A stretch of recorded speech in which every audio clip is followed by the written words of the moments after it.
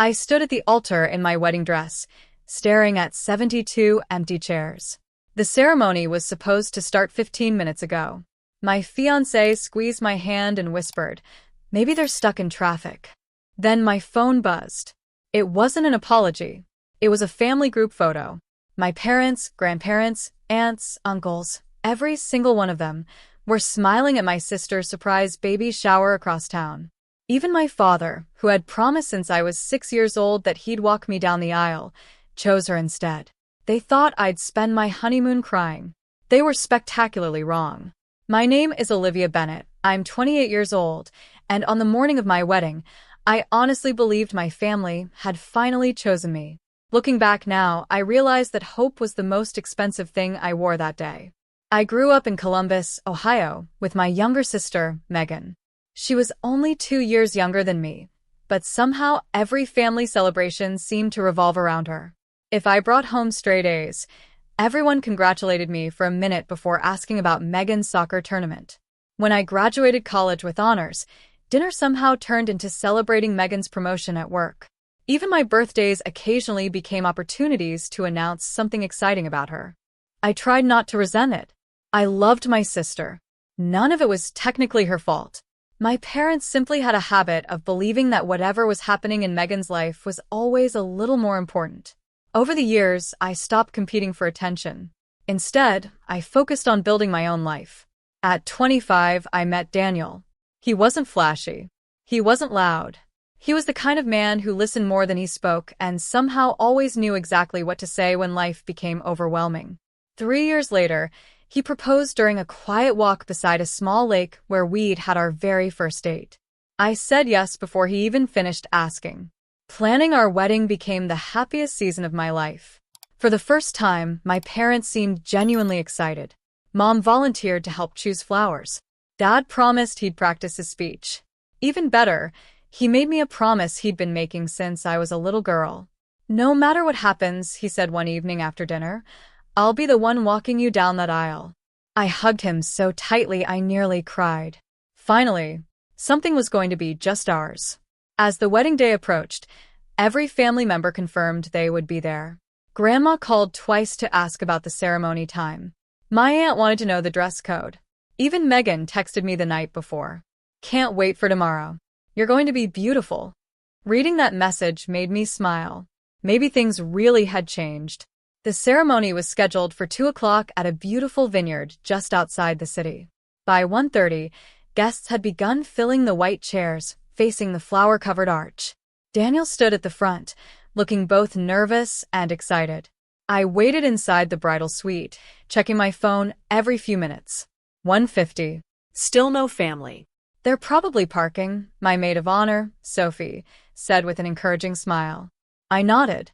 2 o'clock came. Then 5 minutes passed. Then 10. The wedding coordinator quietly stepped into the room. "Olivia," she asked gently, "would you like to wait a little longer?" Before I could answer, my phone vibrated. The notification came from our family group chat. I smiled automatically, expecting someone to apologize for running late.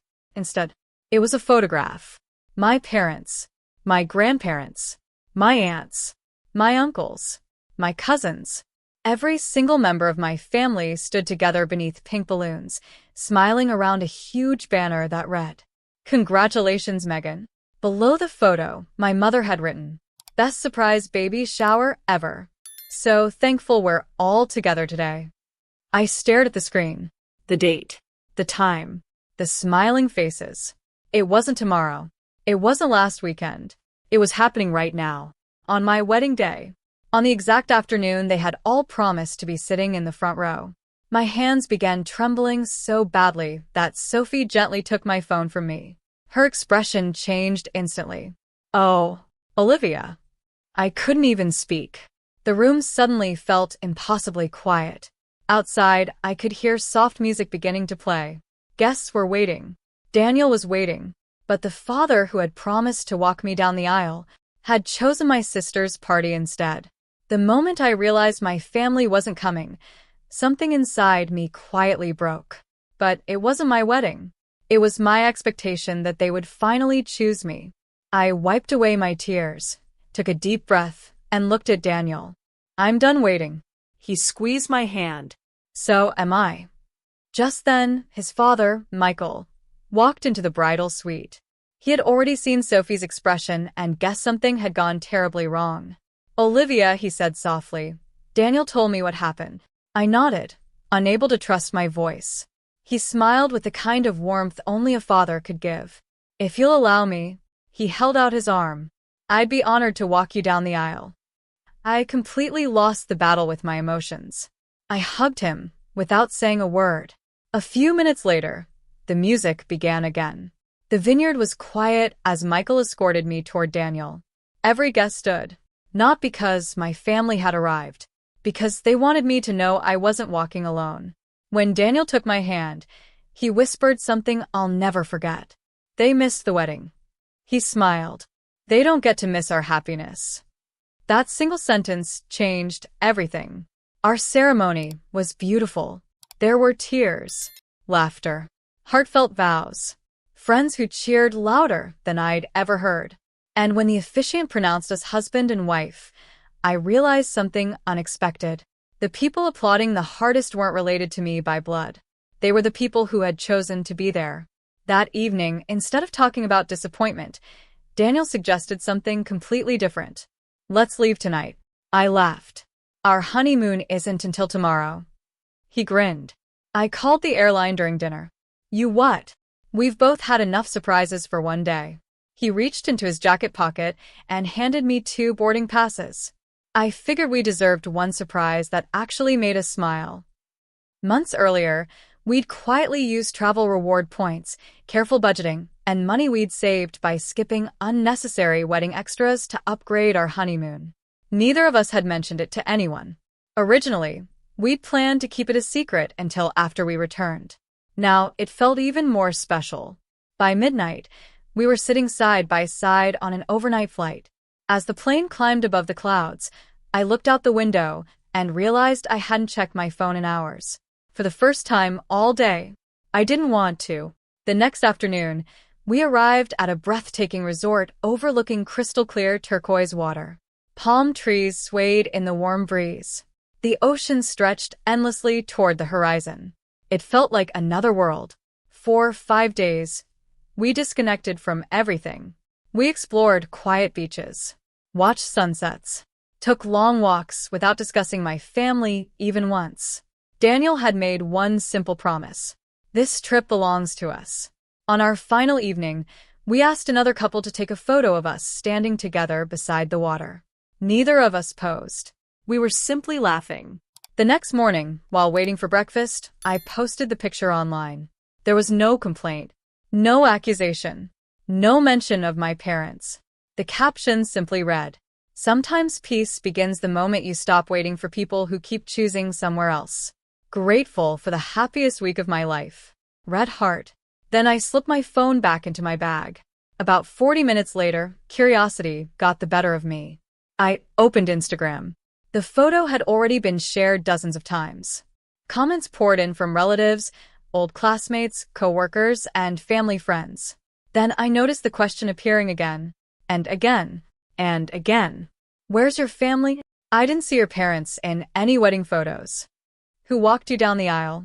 Within minutes, my phone started vibrating nonstop. Missed calls, text messages, voicemails. Every one of them came from the same people who hadn't shown up. Then my father's name appeared on the screen once more. This time, he left a voicemail. His voice sounded strained. "Olivia, please call me back." He paused. "We need to talk before everyone starts believing the wrong story." By the time Daniel and I landed back home, my phone had recorded more than 400 missed calls, texts, and voicemails. I hadn't answered a single one. Not because I wanted revenge. Because, for the first time in my life, I didn't feel responsible for fixing a situation I hadn't created. 2 days later, my parents asked if we could meet. Daniel looked at me over breakfast. "You don't have to go." "I know, but I think I need to hear what they have to say." We agreed to meet at a small cafe halfway between our homes. When we walked in, my parents were already there. Dad looked older than I remembered. Mom's eyes were red, as if she'd spent the last few nights crying. No one spoke for several seconds. Finally, Dad cleared his throat. "Olivia, we're sorry." I waited. He continued. "The baby shower came together faster than we expected. Everyone kept saying Megan needed us because she was overwhelmed." I looked at him calmly. "You knew about it weeks before my wedding." His face fell. Mom quickly answered. "It wasn't supposed to become an either-or situation." I quietly unlocked my phone. I brought something. I opened our family group chat. Then I slid the phone across the table. There. Dad picked it up. One by one, the messages appeared. My wedding invitations. Their confirmations. Dad's promise. "I'll be there early. Wouldn't miss walking you down the aisle for anything." Then another conversation. 3 weeks before the wedding. Family plans discussing decorations for Megan's surprise baby shower. The dates were impossible to ignore. No one had been surprised. Everyone had known. The silence that followed felt heavier than any argument. Dad slowly placed my phone back on the table. I broke my promise. I nodded. Yes. Mom reached for my hand. "I never wanted to hurt you. I believe that." She looked relieved. "But you still did." Neither of them argued. For years, I had convinced myself that each disappointment was an accident. A scheduling conflict. Bad timing. A misunderstanding. Sitting there, I finally understood something different. One missed event doesn't define a relationship. A lifetime of repeated choices does. I looked at my father. "When I was 6 years old, you promised you'd walk me down the aisle." His eyes filled with tears. "I remember." "You kept that promise in your heart." I smiled sadly. "Just not in your calendar." He lowered his head. "I'm ashamed of that." I took a slow breath. "You know who did walk me down the aisle?" He nodded. "Michael. Daniel's father.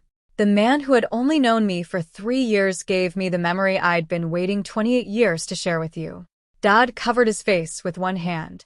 "I'll regret that for the rest of my life." "I hope you don't." He looked up, surprised. "I hope you remember it. There's a difference." He understood exactly what I meant. People don't change because they're embarrassed. They change because they refuse to repeat the same mistake. Before we left, Dad stood up. "I can't ask you to erase what happened."